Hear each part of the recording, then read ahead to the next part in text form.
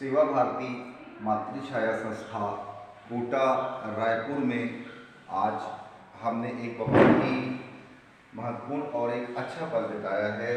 और यहाँ पे जो सेवा अनाथ बच्चों के लिए की जा रही है वह महत्वपूर्ण पहल है। और उस महत्वपूर्ण पहल के लिए यहाँ पर जो मैनेजमेंट की जो व्यवस्था की गई है और लगभग सेवा भाव से जो कार्य किए गए हैं उनमें आज हमारे साथ है मातृछाया सेवा संस्था के सह प्रबंधक श्री किशोर लांजेवार जी।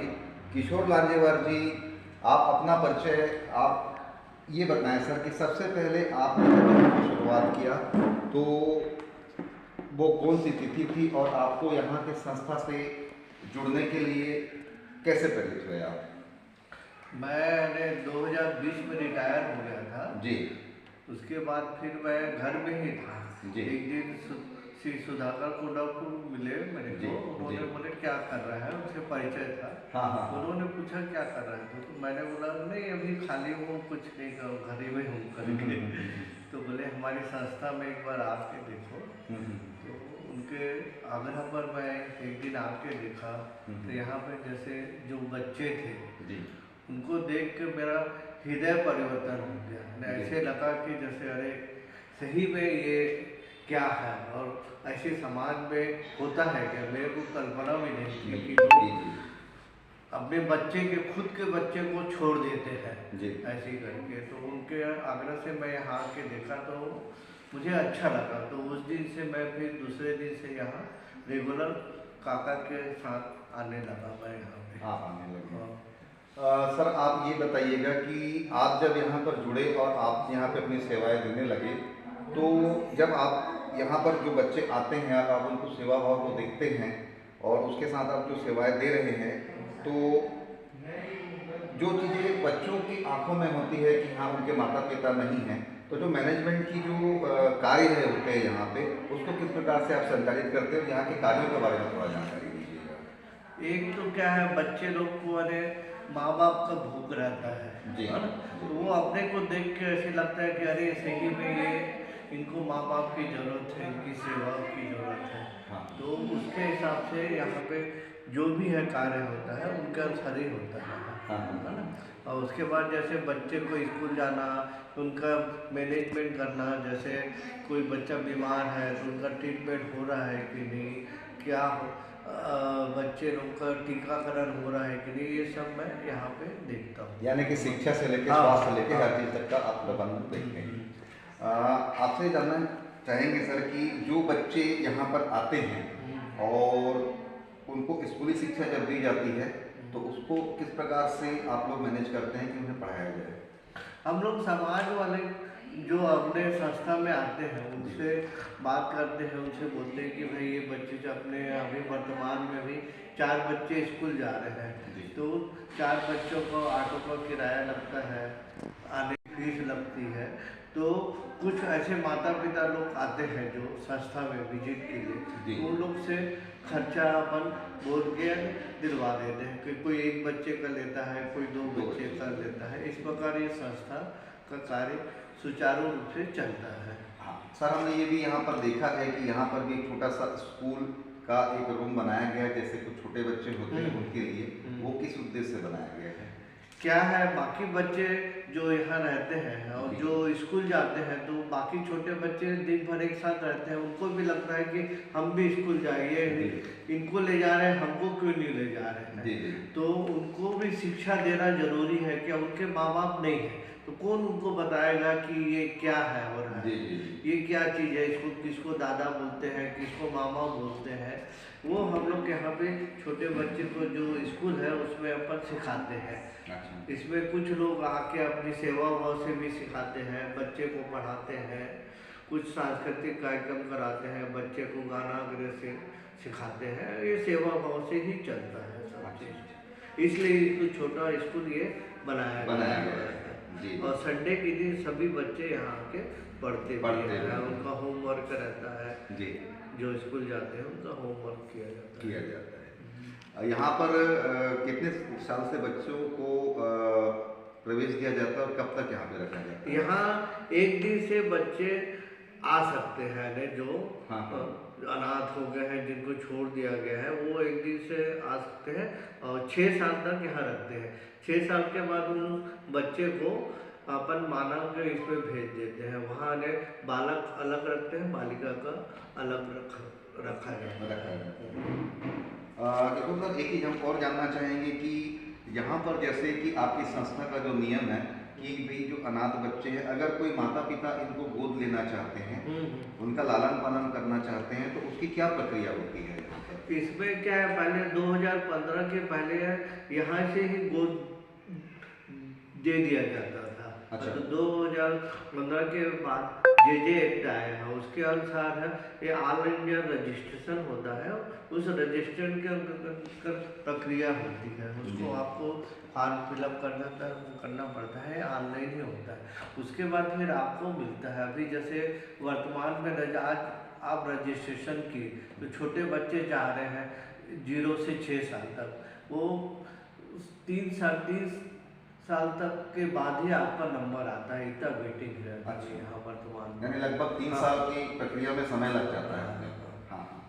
और कि क्या माता पिता उनको ले जाने के बाद में संस्था का कुछ अधिकार रह जाता है? हाँ हाँ, संस्था के जो है उनके अपन, जैसे किसी बच्चे को आप जैसे गोद लेना चाहते हैं तो आपके घर का पूरा सर्वे किया जाता है, आपकी आर्थिक स्थिति क्या है, आप संबंध कैसी है पति पत्नी का, उनका पूरी जानकारी लेने के बाद ही हम लोग फिर यहाँ कमेटी बैठती है, उसके बाद वो ओके कर दी कि हाँ भैया ये पेरेंट्स ठीक है, ये बच्चे को पाल पोस सकते हैं, तब फिर उनको दिया जाता है।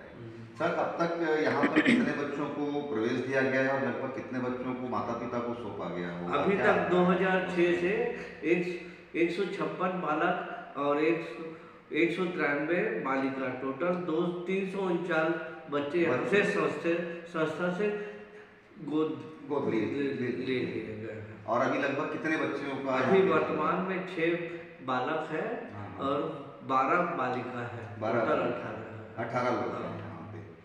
और यहाँ की जो मैनेजमेंट व्यवस्था है किशोर सर, उसके बारे में हम जानना चाहेंगे कि सवेरे की शुरुआत से लेकर रात को सोने तक का बच्चों का जो रूटीन होता है, उसमें आप अपने स्टाफ के माध्यम से किस प्रकार से मैनेज करवाया जाता है बच्चों की सेवाएं? एक तो टाइम टेबल बना दिया गया है कि बच्चे सवेरे इतने बजे उठेंगे, उनको नाश्ता इतने बजे मिलेगा, उसके बाद जैसे नहाना धोना प्रक्रिया होती है जो दिन भर की है, खाना का टाइम फिक्स है अपने यहाँ 1-1:15 बजे अपने यहाँ खाना दिया जाता है, और फिर 2 बजे से 4 बजे तक बच्चे को सुला दिया जाता है। उस स्थिति में कोई भी आता है तो हम लोग मिलने नहीं देते, उनका सोने का पीरियड रहता है, और उसके बाद फिर 4 बजे उनको फिर से एक बार नाश्ता जो डाइट चार्ट रहता है उनके अनुसार दिया जाता है, और शाम को फिर 8-8:30 बजे उनको भोजन दिया जाता है। और यहाँ अपन एक परंपरा ने भारतीय संस्कृति को जीवित रखे, उसके लिए बच्चों में संस्कार डालते हैं, तो इसलिए खाना खाने के पहले बच्चे लोग भोजन मंत्र बोलते हैं और रात को सोने के पहले गायत्री मंत्र का पाठ करते हैं, उसके बाद फिर सोते हैं। यानी एक प्रकार से पूरा रूटीन से भारतीय संस्कृति के हिसाब से उनका आप लोग मैनेजमेंट करते हैं। सर, एक ही और जानना चाहेंगे हम आपसे कि जो दानदाता है और वो किस प्रकार से यहाँ पर बच्चों को संस्था को सहयोग कर सकते हैं? अरे विभिन्न संस्थाओं से कई लोग आते हैं, उन लोग पूछते हैं अपने को क्या चाहिए, आप अपने आवश्यकता अनुसार हम लोग बताते हैं कि आज दाल चाहिए, चावल चाहिए, जो भी होगा ना महीने का बजट रहता है, और करीब 60-70 लाख का बजट रहता है अपने संस्था में खर्चा, तो उस हिसाब से अपन दाल चावल अगर मंगाते रहते हैं, वो लोग जाते हैं, और नहीं तो कुछ लोग कैश डोनेट करके भी जाते हैं। अरे हम लोग ये किसी को प्रेशर नहीं करते कि आप इतना दो, अपन अपना रिक्वायरमेंट बता देते हैं, उनके रिक्वायरमेंट के अनुसार ही उन लोग जो लगता है वो लाते हैं, हम लोग किसी को बोलते नहीं कि आप हमारी संस्था को कुछ दो करें। अपने स्वेच्छा से होता है। ये तो सर सरकार का किस प्रकार से सहयोग संस्था को मिलता है?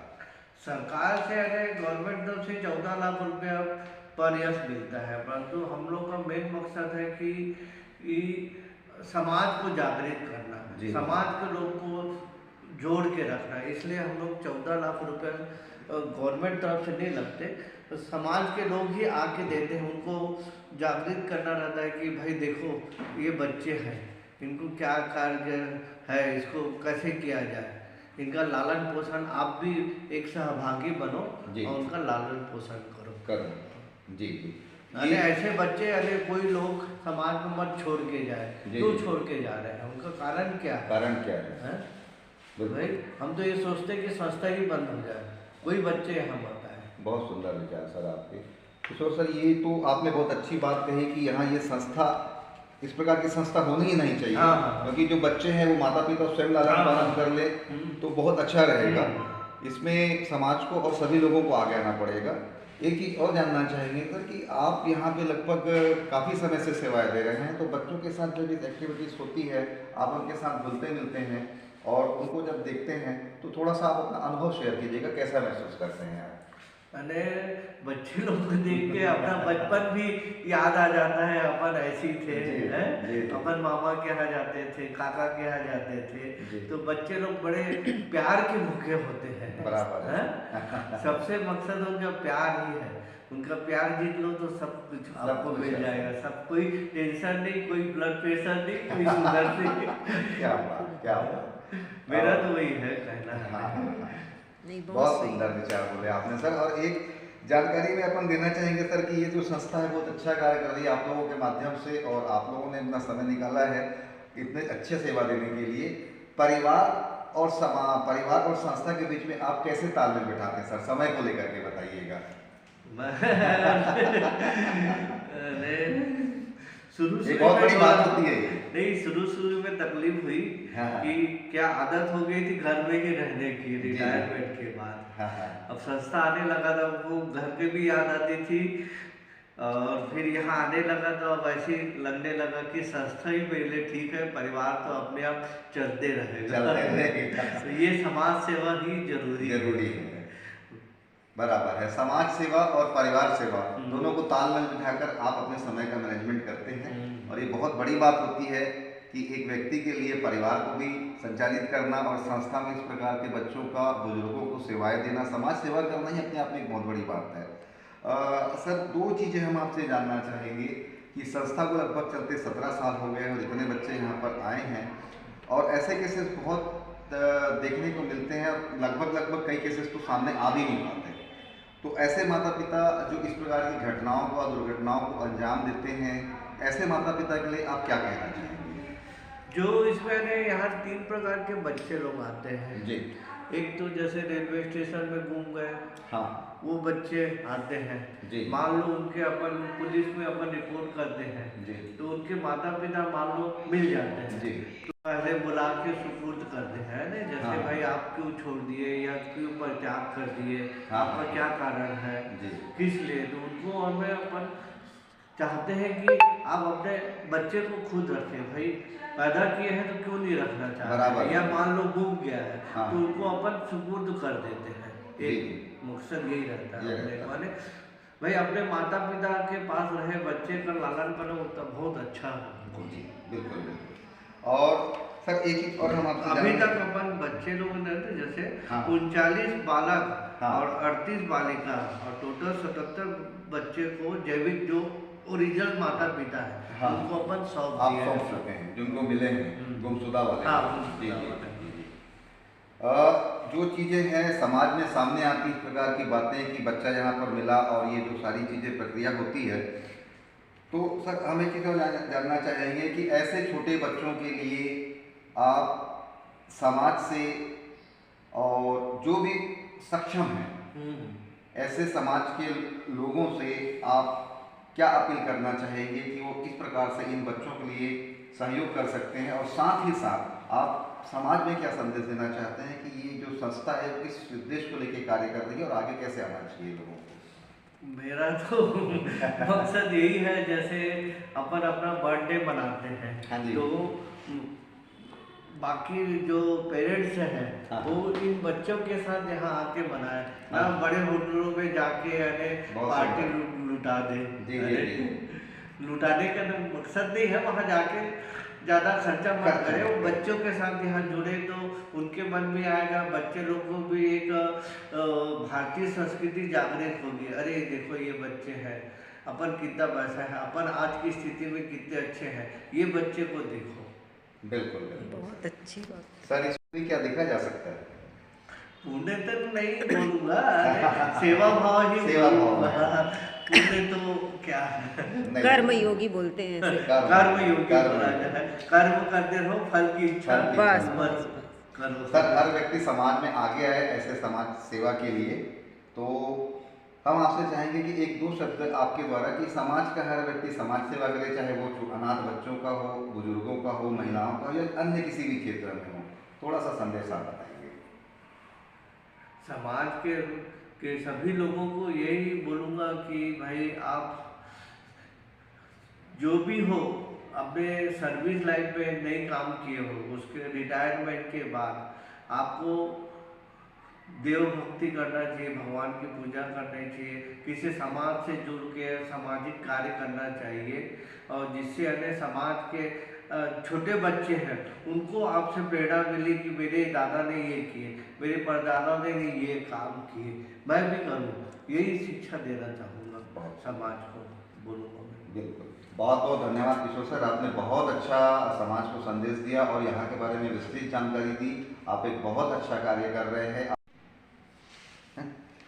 तो अभी हमने बातचीत कर रहे हैं थे श्री किशोर लांजेवार सर से, जो कि मातृछाया संस्था के सह प्रबंधक है और काफ़ी समय से यहाँ पर अपनी सेवाएं दे रहे हैं, अनाथ बच्चों की सेवा कर रहे हैं अपनी पूरी टीम के साथ। श्री किशोर लांजेवार जी जैसे